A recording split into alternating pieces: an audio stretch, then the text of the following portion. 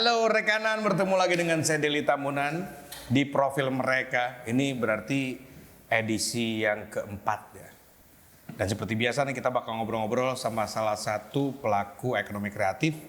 Dan kali ini yang hadir di sini sekaligus sebagai koordinator dari subsektor seni rupa. Ada Om Ersta. Om Ersta apa kabar? Alhamdulillah baik. Aduh, bagaimana Om perjalanan ke sini tadi? Saya lihat pakai helikopter ya, turun. Hujan, banjir. Bogor lagi banjir. Bogor lagi sering hujan banget ya. Tapi gini cuacanya agak gerah sebenarnya. Iya sih. Ya, karena suhunya meningkat. Muncul orang Sunda mah ngelekep. Ya, betul. Kalau kata orang Jawa, sumu. Sumu. Kalau kata orang Taiwan apa coba? Apa tuh? Fomaine. Apaan? Gak bercanda Om ya. Oke, Om Ersta. Oke, siap. Ceritain dong Om Ersta ini siapa? Jadi apa ya? Siapa ya? Aku kalau secara suku sih Jawa ya. Kemudian sekolah di Bogor, SMA di Bogor. Oke. Kuliah di IKJ. IKJ ngambil seni rupa tapi nggak selesai. Oke. Terus kemudian kalau untuk kerjaan sih kerja pertama kali yang itu malah beda banget di pertamanan jadi supervisor landscape di Citraland Surabaya. Gak ada hubungannya sama seni rupa. Nggak ada sih dikit itu ya? ada gambarnya. Betul. Ada gambarnya. Jadi waktu itu di supervisi tapi kadang-kadang diminta untuk mendesain taman kayak gitu. Gitu. Nah terus kemudian berkutat di taman sampai Disney di Ciputra, grup Ciputra sampai tahun 2000. Terus 2000 sampai 2016 itu freelance jadi tenaga kontrak lah. Tapi masih di landscape juga sampai 2016. Nah 2016 panggilan seni rupanya muncul, panggilan keseniannya muncul. Gitu. Dari hal apa awalnya itu? Ya sebetulnya ketika aku tuh dapat proyek-proyek itu kan jalan-jalan ke Batam, ke Pekanbaru, ke tempat-tempat begitu tuh kayak ada ini kayaknya gue harus cerita gitu. Oke. Nah, mulai nulis kan. Karena memang dari SMA suka nulis kan. Mulai nulis kayak gitu. Nah, kemudian seni rupanya muncul tuh.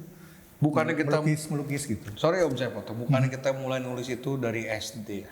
Nulis. Oh iya. Iya, itu menulis halus. Bercanda lagi. Menulis halus, pernah tahu menulis halus nggak? Gitu. Ada sekarang nggak ada menulis halus kali. Tapi kenapa ya? Sorry, sebelum terusin nih. Kita intermezzo dikit. Kenapa ya disebutnya itu hanya menulis? Untuk membuat sebuah karya tulis disebutnya itu menulis doang gitu. Ya memang awalnya dari menulis itu. Yeah. Meskipun menulis itu kan ininya identik dengan tangan kan. Yeah. Kalau sekarang kan udah ngetik dengan komputer. Karena kalau misalnya ada beberapa teman-teman ya yang suka bikin karya tulis, dia cukup bilang gini, bro, sekarang lagi sibuk apa? Gue lagi menulis. Lagi nulis. Kita tuh langsung tahu. Iya, apa yang dikerjain. Gitu. Padahal kan kalau misalnya kita datang ke sekolah-sekolah juga, lagi ngapain deh? Lagi menulis. Tapi langsung tahu ya. Itu yang namanya kebiasaan yang terjadi di masyarakat. Walaupun hanya mengatakan menulis. Kayak misalnya, sorry ya untuk orang-orang yang mengkonsumsi minuman beralkohol. Lu suka minum? Nah, padahal minum semua air. orang minum air. Oke lanjut Om. Ya, saya suka kelepasan memang. Iya, mohon maaf ya. Santai aja. Namanya juga orang gendut Om. Suka bercanda. Oke terus Om akhirnya menulis waktu itu. Ya nulis terus kemudian melukisnya muncul gitu kan. Jadi memori itu kemudian melukis. Kemudian makin kesini makin balik lagi lah ke seni rupanya waktu masuk IKJ kan di seni rupa jadi itulah muncul kayak gitu. Memang waktu zaman kerja di landscape lah kita bilang itu nggak sempat melukis lagi misalnya? Nggak sempet. Sama sekali? Nggak sempet, itu kerja proyek. Berarti lama tidak terasa?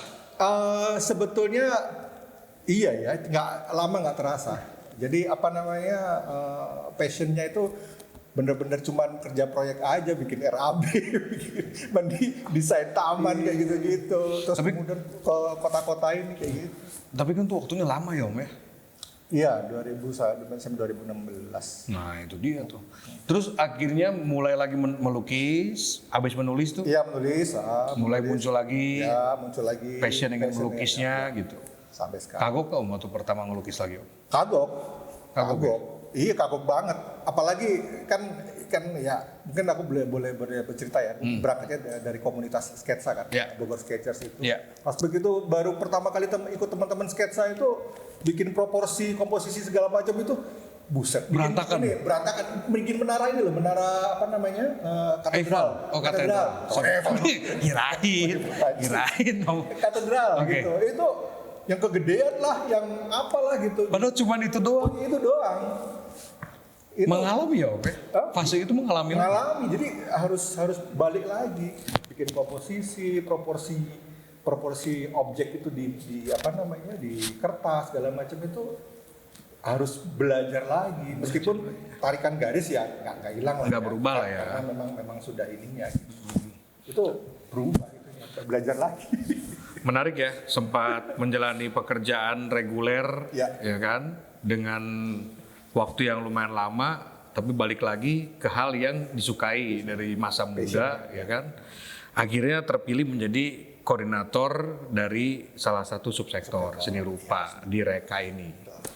Gimana Om, pada saat Om melihat munculnya Reka, apa sih yang ada di benak Om Ersta waktu itu?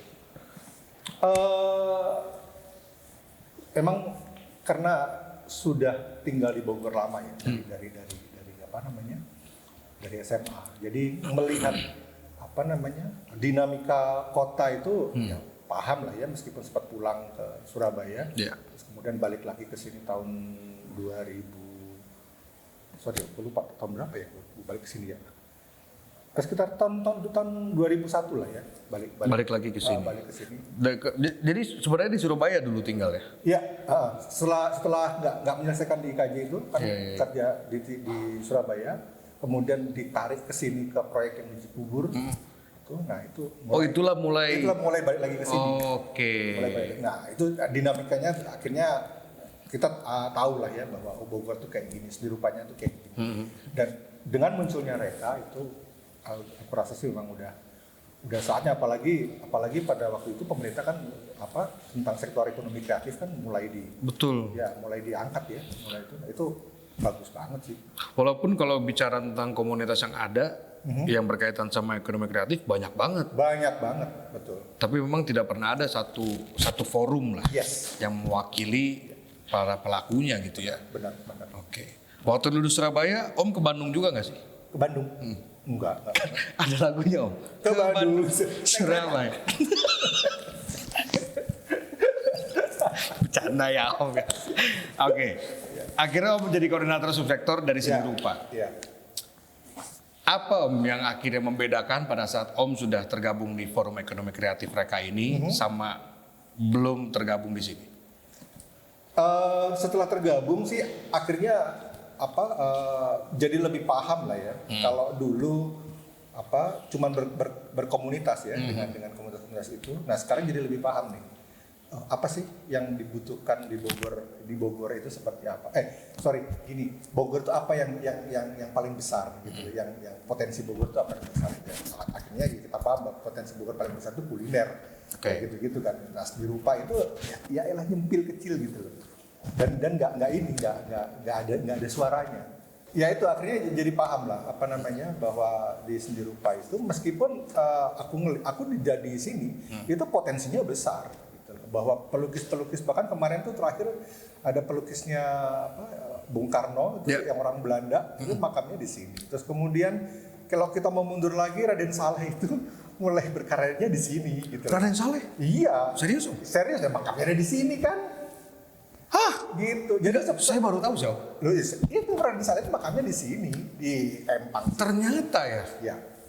Gitu. Nah, itu potensi-potensi besar kayak begitu tuh ada di Bogor. Jangan-jangan Bogor ini secara tata kota cocok untuk para pelukis. Iya. Sangat iya. Nah, makanya Raden Saleh itu lukisan-lukisannya tentang puncak, terus kemudian Gadok, mana segala macam itu kan objek-objek dia di situ, Gunung Salak segala macam kayak gitu. Iya. Gitu. Oke. Sehingga menurut Om Ersta keberadaan Forum Ekonomi Kreatif ini seharusnya nih bisa mensupport teman-teman para pelaku dari seni rupa. So far Om, kalau misalnya Om Ersta bikin kegiatan dengan teman-teman seni rupa gitu. sebagai koordinator subsektor, apa yang dijanjikan ke teman-teman sebagai support dari Reka ini? Ada nggak sih? Yang diinginkan teman-teman. Yang dijanjikan misalnya, saya kan udah di Reka nih, tenang, nanti saya bantu Reka supaya support. Oh ya, nah ini terkait dengan apa namanya, ini lingkungan kita yang sekarang kita lagi ini di Bogor Creative Center ini. Ini juga sebetulnya kayak sesuatu yang pas banget, semua itu muncul Reka, muncul ini segala macam. Nah sebetulnya yang jarang di Bogor itu yang dilakukan itu adalah memunculkan teman-teman seniman itu berpameran dan dikenal masyarakat. Ini dulu seniman Bogor. Jarang pada waktu itu. Gitu. Nah, kemudian dengan adanya Bogor Creative Center, kemudian ada Babak Morwil yang ini, gedung ini sangat layak untuk dijadikan setidaknya galeri lah ya, galeri. Sementara yang setauku ketika tahun-tahun sebelumnya itu kalau pameran itu nyempil banget gitu loh di pasar, di apa yang orang itu nggak kesana, nggak kepikir bakal kesana. Tapi kalau di kita itu ada penempatan sebuah yang pada tempatnya ya. Jadi seni rupa pameran seni rupa pada tempatnya seperti di galeri dan dikenal masyarakat, didatengin orang, tempat yang representatif itu yang paling penting karena orang akan tahu. Ya. Gitu bahwa ini seniman Bogor tuh kayak begini, gayanya kayak begini gitu.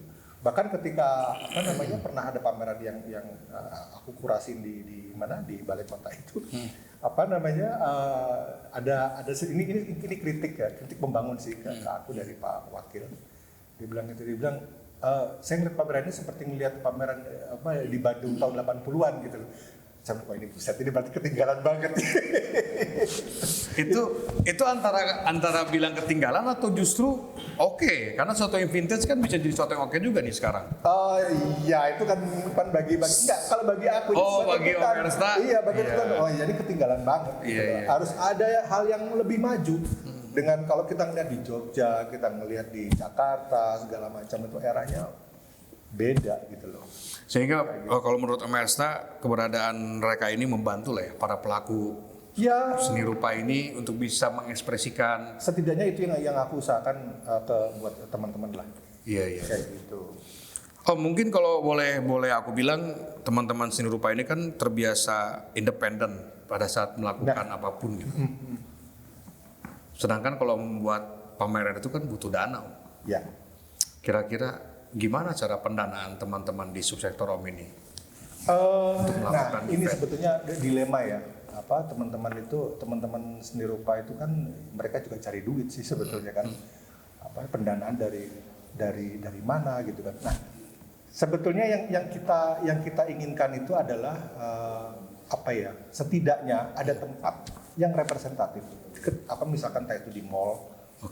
Yang orang itu setidaknya lewat itu melihat bahwa dia bisa kayak gitu. Nah, itu yang bisa membuat seniman-seniman itu memunculkan karya di sana, ya dalam tanda kutip pasti jualan dong. Iya. Kayak gitu. Nah, itu sih sebetulnya yang dibutuhkan. Jadi dengan keinginan memunculkan kemunculan Reka ini, nah itu bisa menyalurkan itu. Nah, soal dana, sebetulnya jujur sih kalau zaman-zaman dulu tuh bahkan patungan loh kita itu. Masing-masing. Iya, patungan masing seniman. Iya, jadi ada bahkan misalkan nih kita bikin ini yuk gitu, kita patungan 100.000 per karya gitu. Ada kayak begitu. Masih, bukan ada, masih. Nah, sebetulnya kita butuh tempat-tempat yang setidaknya free lah ya. Betul. Free lah. Nah, kemudian kan kita bisa kita bisa manage, misalkan dengan penjualan itu kemudian dipotong 15% 15 sampai 30% gitu buat kan itu perjanjian kayak gitu kan bisa.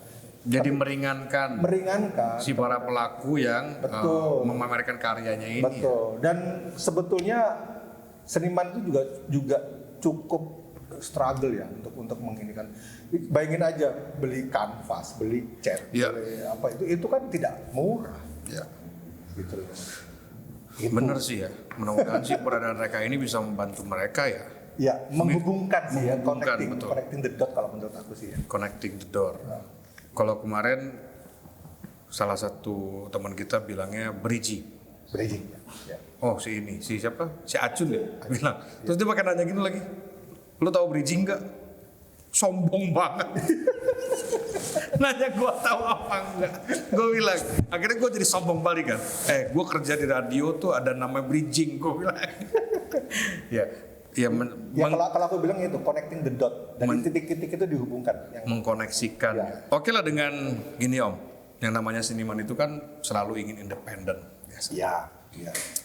Banyak juga mungkin yang belum mengerti keberadaan Sereka ini, khususnya dari subsektornya Om gitu ya. Banyak juga mungkin yang agak sinis mungkin, saya nggak tahu sih, atau mungkin agak skeptis. Alah udahlah ngapain gitu. Ya. Gimana cara Om untuk nge-grab mereka nih Om, kasih mereka rasa percaya bahwa mereka tuh bisa membantu loh sebenarnya gitu. Sebetulnya sih wajar ya karena seniman-seniman sendiri itu kan unik ya. Unik. Mereka punya mindset pride, sendiri. punya mindset sendiri, punya gua harus ini berjuang kayak gitu. Pendekatannya ini sih kita ngobrol ngobrol dengan apa sih yang dibutuhkan. Oh ini kalau gue kasih gini, kalau ada begini kira-kira mau nggak gitu. Tapi sebetulnya ujung-ujungnya sih aku tahu ininya pokoknya jangan bayar gitu ya. Sebetulnya itu aja sih. Kalau pingin eksis pasti itu yang harus kita tangkap. Mereka kan butuh eksis supaya dikenal. Pride-nya. Iya, kemudian laku. Iya. Itu sih sebetulnya yang perlu kita tangkap ini. Nah, dari situnya yang kita kita dekati. Kalau so far bicara tentang laku, di Bogor sendiri pasarnya untuk seni lukis itu gimana Om? Enggak, ini. Coba. Ini PR banget. Kalau tadi kita ngomong seniman, ini kita ngomong masyarakatnya. Ya. Masyarakatnya itu belum bisa untuk mengapresiasi sebuah karya. Serius Om? Serius. Contohnya apa? Contohnya gini, kan ya aku balik lagi ke komunitasku sketsa ya. Pernah pameran tuh di salah satu mall. Terus kemudian mereka nggak tahu kalau aku adalah salah satu yang berkarya di situ. Kan kita sedang menunjukkan, memamerkan karya-karya sketsa. Ya. Karya sketsa itu adalah karya gambar dasar. Gambar dasar yang ya mungkin kalau bagi orang awam itu adalah orat-oret yang gitu, yang nggak jelas gitu ya. Kayak bukan nggak jelas tapi gambar yang tidak terlalu menjadi indah gitu loh. Oke. Gitu. Oh karena sketsa kan? Karena sketsa. Nah itu ada pengunjungnya begitu tuh sambil lihat, gini mah anak TK mah bisa kali ya. Nggak ngerti dia. Dan itu aku ada di situ gitu loh. Ya Allah. Jadi komentarnya kan anak TK mah bisa gitu loh. Itu contoh kecil tuh ya. Contoh kecil kayak gitu. Jadi artinya gini, oke. Bagaimana sih awam itu melihat sebuah karya? Iya. Sebuah karya itu satu yang aku sama teman-teman suka diskusi itu bahwa orang awam itu akan mengapresiasi karya yang berwarna. Yang hitam putih itu akan dinomor duakan. Biasanya begitu. Iya, yang berwarna pasti. Gitu. Jadi kalau yang hitam putih pasti dinomorduakan. Apalagi hitam putih pakai pensil. Aduh, mereka nggak ngerti. Mereka nggak ngerti bahwa dengan pensil yang ekspresif dan apa segala macam itu. Nah, kalau ada pensil itu, kalau misalkan kalau menggambar muka orang, nah itu kalau itu mirip banget baru, wih, cakep keren nih, ya. gitu. Baru muncul itunya. Tapi kalau ini berwarna ini adalah pasti ininya dulu. Nah, itulah yang. Jadi gini, yang mau aku bilang itu bahwa ke masyarakat pun perlu ada pendidikan. Edukasi terkait dengan seni rupa. Betul. Sudah dilakukan belum saat Om Ersa menjadi koordinator? Sudah. Jadi kayak kebetulan nih di mana perpustakaan kan. Nah, perpustakaan itu meminta untuk memamerkan karya-karya pelukis Bogor, seniman Bogor. Ya. Nah, disitulah ini adalah tempatnya. Konteksnya adalah pendidikan, ya kan, perpustakaan. Ketika orang datang di situ, langsung sekalian, aku bilang sama teman, yuk kita berkarya gini supaya orang-orang jangan berharap laku ya. Soalnya yang datang ke situ tuh anak-anak sekolah, anak-anak yang mau perpustakaan, mau baca buku gitu. Tapi kalau dia dengan melihat, lukisan ini lukisan senimannya ini harganya sekian apa segala macam. Semoga dengan begitu orang awam itu atau anak-anak sekolah itu jadi paham, oh lukisan begini tuh harganya segini, ya mahal juga ya gitu. Jadi ada semacam apa ya, semacam pengenalan yang mungkin agak apa ya namanya itu, mengagetkan juga kalau misalkan harganya sangat tinggi gitu kan. Tapi setidaknya dengan begitu mereka akan kenal gitu. Nah ini edukasi seperti ini itu kita lakukan seperti itu. Saat itu di perpustakaan itu. Ya di perpustakaan kita berbulan, hampir setengah tahun lah dari bulan Juli tahun ini kayak gitu. Kita sudah rutin. Kemudian kalau udah 1 bulan kita ganti apa lukisannya, gambarnya. Oh jadi sampai sekarang masih jalan tuh ya? Masih. Si lukisan itu di replace kalau misalnya oh ini udah sekian sampai, lama nih. Sebentar, sekarang November sampai Oktober lah.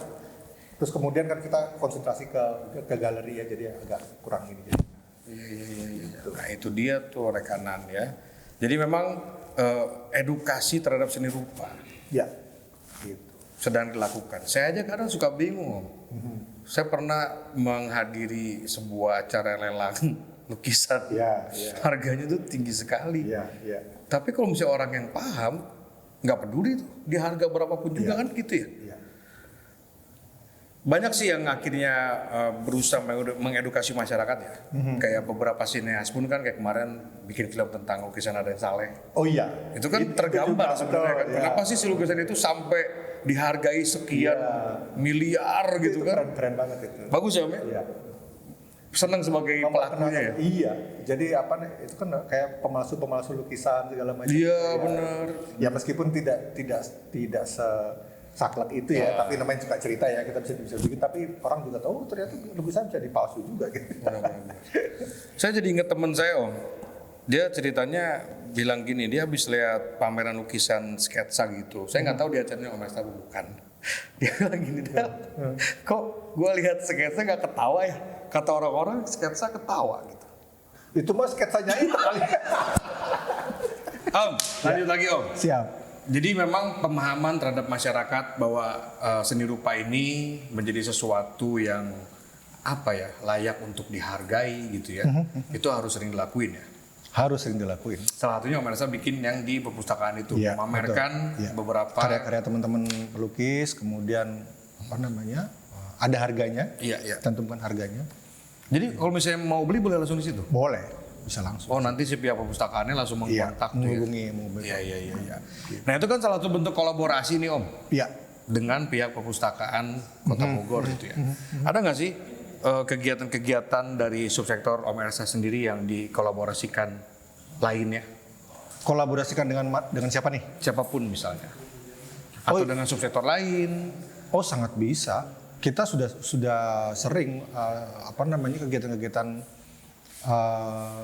bahkan dengan ini ya, dengan instansi terkait seni rupa yang di luar Bogor gitu, dengan Bentara Budaya itu kita kerjasama. Itu kerjasama juga ya? Iya. Bahkan Bentara Budayanya ke sini bikin pameran di sini pernah gitu? Iya. Gitu. Itu kolaborasi seperti itu. Kalau misalnya pameran seperti itu efektif nggak sih Om buat keberlangsungan hidup para pelaku seni rupa di Kota Bogor khususnya? Sejauh ini sih belum ya. Apa yang bikin belum ya? Iya. Selain masyarakatnya yang mungkin belum terlalu minat. Iya, ini suara-suara dari seniman ya, suara-suara dari itu apresiasi terhadap karya yang dibeli oleh masyarakat itu masih jauh dari kurang. Masih jauh dari kurang. Iya. Jadi ya belum apalagi di Bogor ya. Itu belum ini. Itulah harus ada ini. Sekarang gini, yang pembeli karya seni rupa itu dinamakan kolektor kan ya? Ya. Nah, kolektor di Indonesia itu kan juga tidak banyak. Tidak banyak. Iya, tidak banyak. Dan itu terpusat di kota-kota besar, ya. Jakarta, kemudian di Bali kayak gitu. Ya, Bogor mah kebagian apa? Ya. Berarti kira-kira menurut Om Elsa apa yang bisa dilakukan ya Om ya? Untuk hal itu supaya Ya aku rasa itu tetap berjuang ya. Ya seniman itu juga pasti dia berjuang dengan apa namanya dengan caranya berkarya gitu kan. Nah, apa komunitas itu juga membuat sebuah event dan Reka itu menjembatani, menghubungkan dengan dinas, dengan pihak-pihak lain yang itu yang aku bilang connecting the dot itu ya, bahwa seniman-seniman itu banyak di pelosok-pelosok yang perlu juga diangkat, dan mereka juga kalau kita kaitannya dengan ekonomi kreatif kan ekonominya dulu itu kan. Betul. Nah, itu mereka juga perlu diapresiasi, diangkat untuk kemudian supaya dikenal masyarakat. Kalau dari pemerintah sendiri Om, ada nggak sih support terhadap teman-teman pelaku seni rupa ini? Kalau ada sih ada, cuman ya tapi ini secara umum sih ya, secara umum pemerintah itu sebetulnya sejak ada bidang ekraf ya, itu cukup mulai menanjak gitu loh. Mudah-mudahan sih kelak para pemimpin itu masih tetap menginginkan soal ekonomi kreatif, karena negara-negara lain pun sudah melakukan itu seperti Korea sampai mengekspor ke sini budayanya segala macam itu kan. Kita itu punya budaya yang tinggi juga, kenapa tidak bisa diangkat kayak gitu. Salah satunya seni ini ya, seni rupa ini. ya. Gitu. Meskipun secara parsial ada memang seniman-seniman kita yang memang besar, kemudian tapi ya itu individu-individu gitu, yang terkenal sampai ke luar negeri. Kalau Merca sendiri punya galeri sendiri berarti di mana gitu, di rumah atau enggak punya. Terus kalau bikin lukisan di mana? Ya di rumah. Tapi bukan galeri gitu. Bukan galeri. Belum sampai ke sana. Tapi nggak tahu, mudah-mudahan doain ya. Iya, amin. Harus ada biar kita bisa lihat ya. Iya. Kalau sejauh ini Om Merca sendiri gimana cara memasarkan hasil seni rupanya? Sejauh ini sih ya dari teman-teman yang tahu kalau gitu, kamu tuh melukis tuh gitu. Coba mana sih gitu. Nah, baru mereka pesan gitu. Ada beberapa dari Jogja, ada teman dari Jogja, dari Surabaya temanku yang di sana juga beli karya kayak gitu. Om sebagai koordinator subsektor di Reka, apa Om tantangan terberatnya nih dari subsektor Om sendiri? Tantangan terberatnya sih dari sisi senimannya juga itu ya perlu diangkat gitu ya, didorong untuk selalu berkarya. Kadang-kadang itu didorong berkarya dan mau menampilkan karyanya itu. Memang mogok dia didorong gitu. Kenapa? Dia mogok. Seniman tuh mut-mutan loh. Oh, betul. Ya, kalau moodnya sedang tidak ingin berkarya ya diem aja dia di itu gitu. Tapi kalau begitu moodnya itu kan masalahnya itu yang harus dikasih tahu gitu loh. Ya, jangan mut-mutan dong gitu ya, harus ini. Kalau misalkan kita bikin berkarya, pameran ini temanya ini gitu, langsung berkarya gitu. Kadang pameran ini temanya ini, Bu nggak punya lukisan nih kayak begitu. Gimana dong? Nah, gimana coba? Harusnya bikin gitu. Ya harus bikin gitu loh. Kan itu dari sisi senimannya. Mungkin karena image seniman itu terlalu independen, kadang seperti itu. Jadi akhirnya, gue kan membuat karya ya gimana hati gue dong. Ya itulah. Ya tidak bisa menyalahkan juga sih kalau begitu. Ya sekarang apa yang mau dikejar? Idealisme apa ekonomi? Kalau emang idealisme bisa dimakan, nggak bisa kan, kita tetap kalau misalnya tujuannya untuk mencari pundi-pundi berlian sih ya, harus mau ya, profesional ya. Betul. Oh ya, ada pameran ini temanya ini, bikin Iya. Atau kalaupun nggak ada pameran ya harus bikin dengan apapun yang kira-kira ini nanti ini yang rame nih, tentang pemilu nih, berarti mengangkat isu-isu terkini juga. Bisa gitu. Ya? Iya, isu terkini sih terutama. Jadi kan biasanya seniman itu berkarya merespon apa yang terjadi di masyarakat. Jadi kegelisahan di masyarakat itu direspon oleh seniman untuk berkarya. Itu sih biasanya yang terjadi. Itu menjadi tantangan tuh ya. Iya. Untuk mengedukasi para pelakunya sendiri untuk bisa melakukan berkarya terus secara terus. Cuma ya itu ya mereka tetap aja secara ekonomi jadi agak belibet lah ya, istilahnya tuh ya gimana antara ayam dan telur yang mana duluan yang mau diinikan gitu. Ya udah pokoknya yang penting kita putuskan telur dulu. Ya udah telur gitu. Ayam dulu ya datang. Gitu. Om, Ya. yang ada di subsektor Om Ersta gitu ya. Ya. Itu para pelaku seni lukis jalanan masuk juga nggak sih Om? Masuk Juga ya? masuk. Saya suka lihat soalnya tuh di pinggir Di mana? Di istana, kantor pos ya? gitu, kantor Iya, pos iya. gitu. Ya. Ada, Mas. Oh mereka juga bagian ya berarti dari Iya, ini ya. kita ajak gitu untuk berkarya. Ada satu proyek yang dimana ada kita ngajak seniman jalanan untuk berkarya. Kalau misalnya regenerasinya Om, regenerasi para pelaku seni rupa di Bogor, gimana menurut Om Ersta? Ini sebetulnya yang jadi tanda tanya sih sebetulnya. Padahal di luar sana itu pameran-pameran dari generasi yang milenial dan itu tuh karyanya keren-keren. Justru ya? Justru keren-keren. Tapi di luar Bogor itu di Jakarta. Di Bogor nggak ada? Belum ada gitu. Nah sebetulnya pengen nih, aku ngobrol sama teman-teman seni rupa yang muda-muda. Ayo dong, coba dong di Bogor itu dibikin. Yang sekeren-keren yang di Jakarta itu. Beda, gaya mereka beda.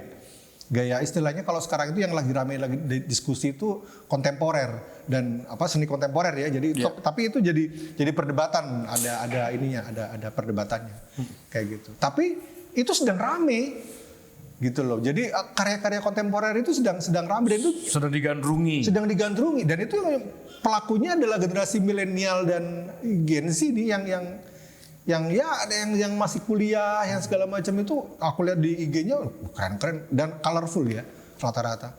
Jadi diharapkan ya untuk rekanan yang memang pelaku seni rupa masih muda. Nah ini nih biar generasinya jalan, tunjukkan. Ya. Gitu ya. Berkarya, tunjukkan. Kalau misalnya bingung datang ke Om Ersta ya kan Om, aku mau pameran nih dengan teman-teman. Yuk kita bikin gitu. Bisa seperti support itu. Ya. Amin lah mudah-mudahan ya Om Ersta ya. Siap. Pemirsa singkat aja Om, kira-kira apa yang mau disampaikan Om terkait dengan Om Ersta sebagai koordinator subsektor seni rupa di Reka? Gini lah, aku mau ngomong dalam skala besar aja ya, bahwa kesenian itu adalah bagian dari kebudayaan di mana kita harus tetap membangun. Oke. Dan itu akan menjadi karakter kita, karakter bangsa kita.